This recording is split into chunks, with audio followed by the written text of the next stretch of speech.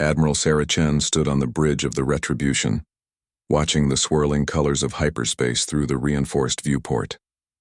3 years had passed since the Terran Coalition emerged victorious from the bloodiest conflict in galactic history. But for humanity, the war's end had only marked the beginning of a different kind of battle, one of justice and vengeance. "Admiral, we're approaching the Kepler 442 system," reported Lieutenant Commander Torres from the navigation station. Long-range sensors detect multiple energy signatures consistent with hegemony vessels. Chen's jaw tightened. The hegemony, a coalition of alien species that had once ruled the galaxy with an iron fist, had been shattered during the war. But like a hydra, its remnants had scattered across the outer rim, seeking refuge wherever they could find it.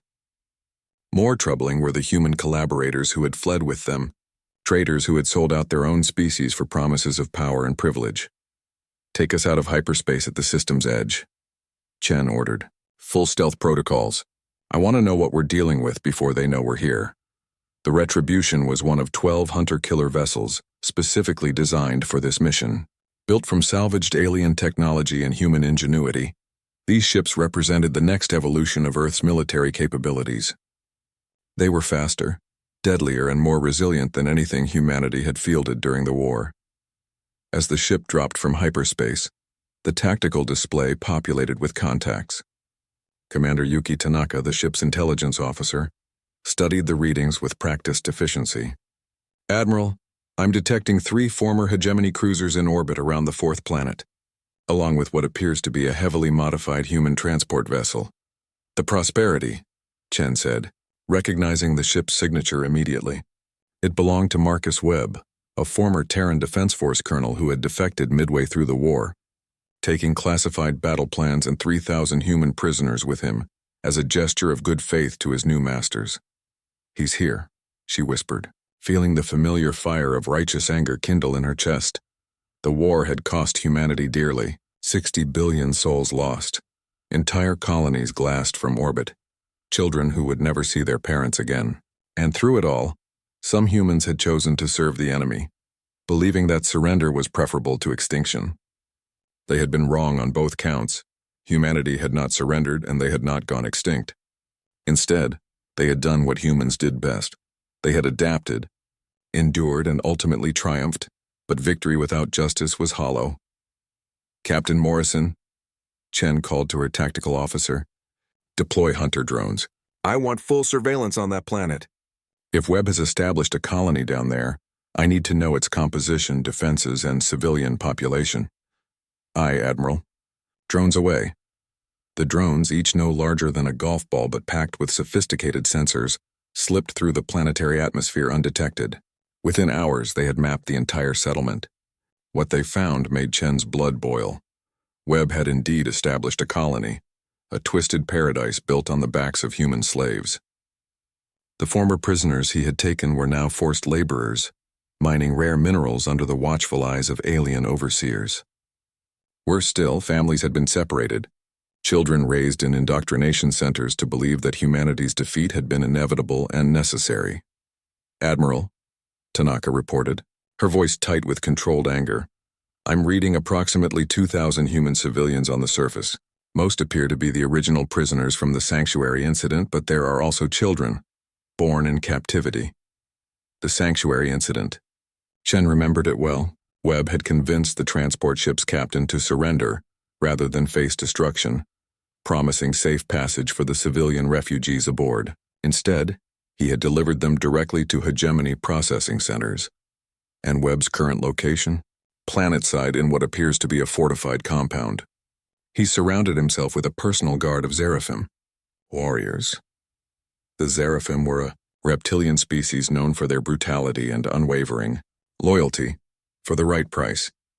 Chen studied the tactical display, her mind racing through possibilities. A direct assault would be costly and might result in civilian casualties. But there was another way, a way that played to humanity's greatest strength. "Commander Torres, take us to the dark side of the planet's largest moon. Begin preparation for Operation Homecoming." Operation Homecoming was a protocol developed specifically for situations like this. Rather than overwhelming force, it relied on infiltration, psychological warfare, And the one thing that had always set humanity apart from their alien adversaries, their capacity for hope and redemption. Over the next 48 hours, the Retribution's crew worked with surgical precision. Small teams of special operations soldiers, enhanced with captured alien technology, infiltrated the colony. But their primary mission wasn't to fight. It was to communicate. Dr. Elena Vasquez, the ship's xenopsychologist, had spent months developing a strategy based on a simple premise. Even the most broken human spirit could be rekindled if given the right spark.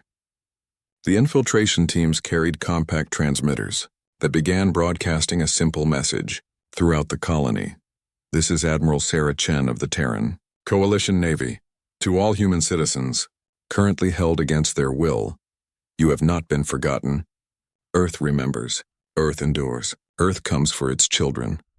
The effect was immediate and electric. Within hours, the colony's communication networks were flooded with coded messages from prisoners organizing resistance cells. The Seraphim guards, accustomed to dealing with broken, compliant humans, suddenly found themselves facing a population that remembered what it meant to fight. Webb's response was predictably brutal. He ordered mass executions to restore order, but his alien allies hesitated. The Seraphim were warriors, not executioners of unarmed prisoners. More importantly, they recognized something in the humans' sudden defiance that gave them pause, the same indomitable spirit that had shattered the hegemony's 1,000-year reign. Admiral, Torres reported with barely contained excitement, we're receiving surrender signals from 2 of the 3 hegemony vessels. The crews are requesting safe passage in exchange for Webb's location and full intelligence on remaining collaborator cells. Chen smiled grimly. Fear was a universal language, and word of humanity's relentless pursuit of justice had spread throughout the galaxy. Even former enemies understood that cooperation was preferable to the alternative. The final confrontation came not as a grand battle, but as a quiet reckoning. Webb, abandoned by his alien protectors and facing a full-scale uprising among his prisoners, was found in his compound's communication center, frantically trying to contact other collaborator cells for extraction. When the Retribution's Marines finally breached his defenses, they found a broken man who had traded his soul for power only to discover that traitors were never truly trusted by anyone. You can't do this, Webb stammered as the restraints were applied. The war is over. There are treaties, protocols. The war was just the beginning, Chen replied, her voice carrying the weight of 60 billion ghosts. Justice has no expiration date. As the Retribution departed the system with its prisoners and rescued civilians, Chen stood once again at her viewport, watching the stars wheel past. 11 more hunter-killer ships were scattered across the galaxy, each pursuing their own quarry. The work would take years, perhaps decades, but humanity had learned patience alongside all its other hard-won lessons. Somewhere in the darkness between stars, other traitors slept fitfully, knowing that Earth's children were coming home, and they would not come alone. The galaxy had underestimated humanity once. It would not make that mistake again.